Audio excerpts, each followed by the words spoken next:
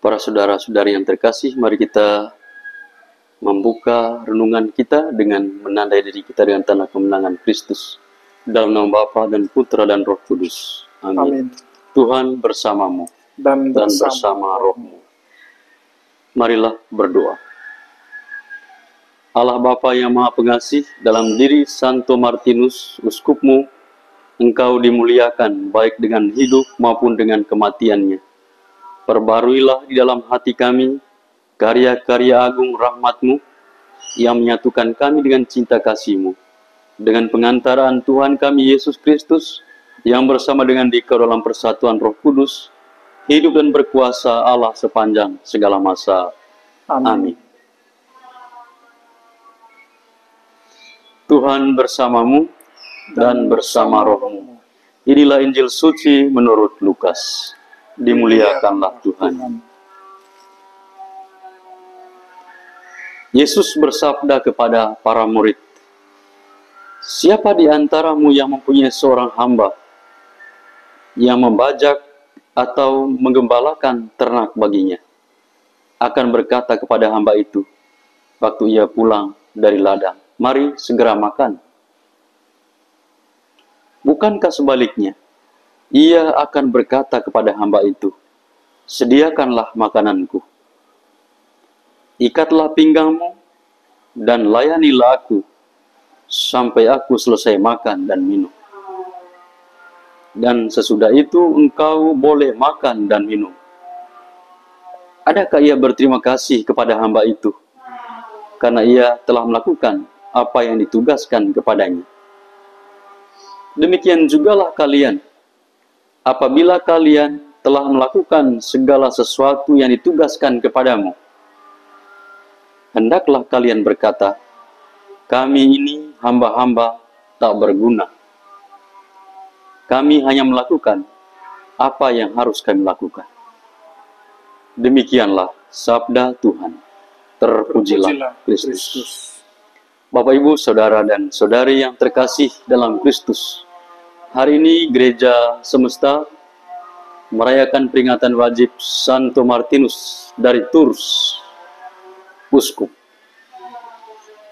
Santo Martinus pernah berkata demikian, "Tuhan, jika umatmu membutuhkan aku tidak akan menolak pekerjaan itu.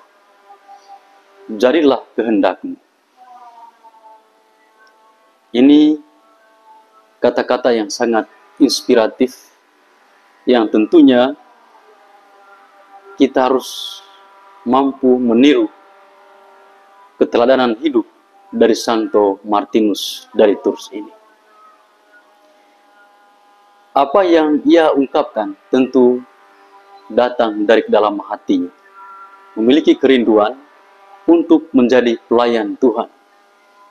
Maka melalui bacaan Injil yang barusan kita dengar pada pagi hari ini, agar kita semakin setia menjadi pelayan yang baik, pelayan yang rendah hati,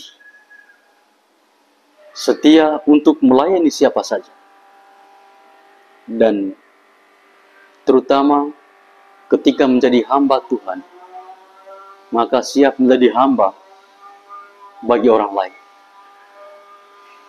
Dan karena itu harus melayani sesama dengan rendah hati. Kerendahan hati menjadikan kita dekat dengan Tuhan. Karena Tuhan adalah rindu tinggal berdiam dalam diri orang yang memiliki sikap kerendahan hati, yang hidupnya sesuai dengan apa yang Tuhan kehendaki. Bapak, Ibu, Saudara dan Saudari yang terkasih dalam Kristus, Yesus menuntut para murid untuk menjadi pribadi yang rendah hati dan melayani penuh kasih, layaknya seorang hamba. Itu pesan dari Tuhan Yesus kepada para murid. Dan pesan itu tentunya tetap aktual hingga saat ini. Sampai di zaman sekarang ini. Pesan Tuhan masih tetap terus berlaku agar kita seperti para murid tetap rendah hati dan siap menjadi pelayan bagi yang lain.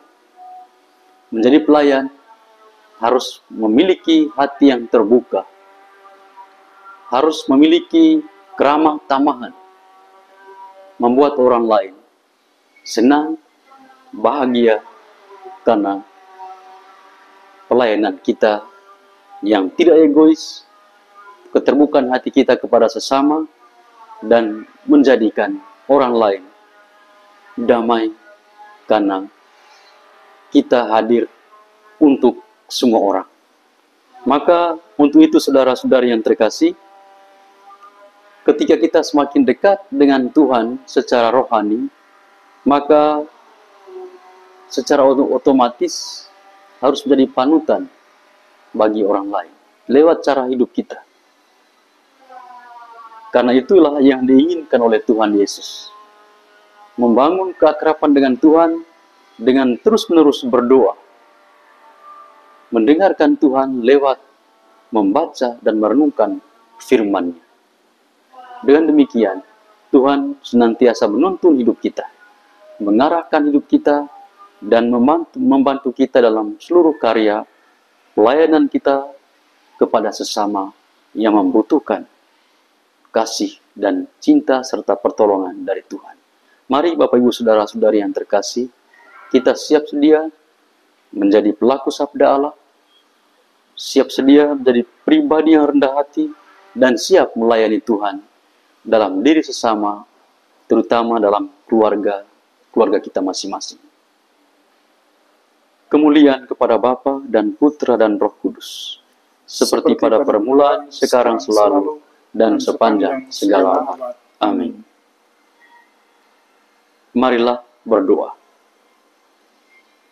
Allah Bapa sumber kehidupan, Engkau menyegarkan kami dengan sakramen suci, dan juga kami sudah mendengarkan sabda-Mu.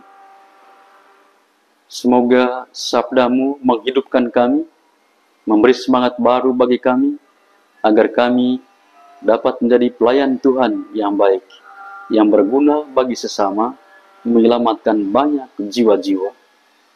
Semoga hati kami sepenuhnya seirama dengan kehendak-Mu, seperti Santo Martinus dari Tours, sampai kami Kau persatukan dalam kerajaan abadi, dengan pengantaran Kristus Tuhan kami. Amin. Tuhan bersamamu. Dan bersama rohmu. Kita sekalian, hidup pekerjaan kita, orang-orang yang kita doakan, senantiasa dilindung, dibimbing, dan diberkati oleh Allah yang Maha Kuasa, Bapa, Putra, dan Roh Kudus. Amin.